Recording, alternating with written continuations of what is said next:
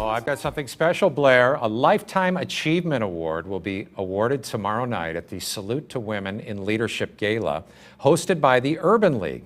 And Los Angeles lawyer, best-selling author, legal contributor to several television networks, and most importantly, a St. Louis native, Areva Martin is the recipient. She's joining us this morning. It's a pleasure to meet you. Thanks so much for coming in. My pleasure, John. So always happy to be home. And congratulations before the event. Thank you. You know, a Lifetime Achievement Award makes me feel like, something you get when you're at the end of your life. You're not old enough for that. I'm not old enough, and I'm definitely not at the end. But it's such an honor to be here and to receive an award that has been given to so many trailblazers. I mean, there's some really iconic women. Well, you're up there. You are a St. Louis success story. You went to Rosati Kane. I did. Then went to Chicago. I did. And then went to Harvard. You got all the facts right, John. And you're doing so much. But I think what we're talking about is, I consider to be so important. Tell us about the nonprofit you started and how your son Marty inspired you.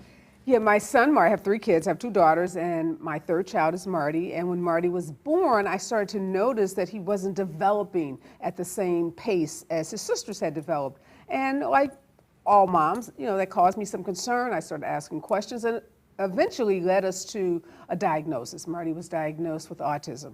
And I struggled with the diagnosis. I struggled to find services and resources, and ultimately realized there were lots of people in the community where I lived in Los Angeles who had the same challenges, but they didn't have the same resources that I had. And that really encouraged and inspired me to start this nonprofit called Special Needs Network. And we are in our 17th year. We have helped hundreds of thousands of kids throughout California, really throughout the nation. I've been fortunate enough to raise millions of dollars for autism and autism-related causes, and to really bring the issue of autism and its impact on communities of color and underserved communities really to the forefront, and to drive dollars and resources into underserved communities. And looking at the data, when talking about communities of color, autism, parents notice this right around age 2, yes. But these kids, oftentimes, it's like a lag of, on average, 2 years later. Yeah, and particularly when we talk about African American and Latino kids, sometimes Right. that diagnosis, John, can be delayed up to 4 years later. And even after the diagnosis, many families of color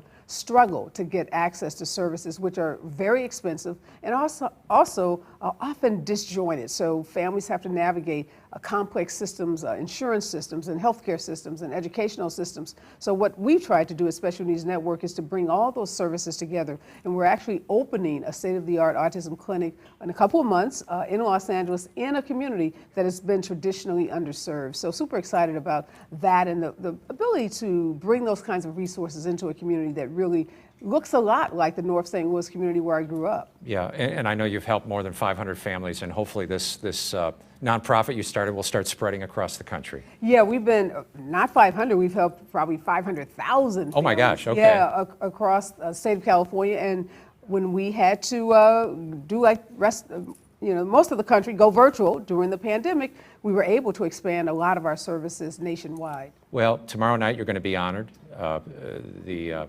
Salute to Women Leadership Gala. Thanks so much for coming in and sharing your story, and continued success. Thank you so much. Pleasure to be here. Our pleasure. We're going to take a little break. We'll be back with more Fox 2 News in the Morning right after this.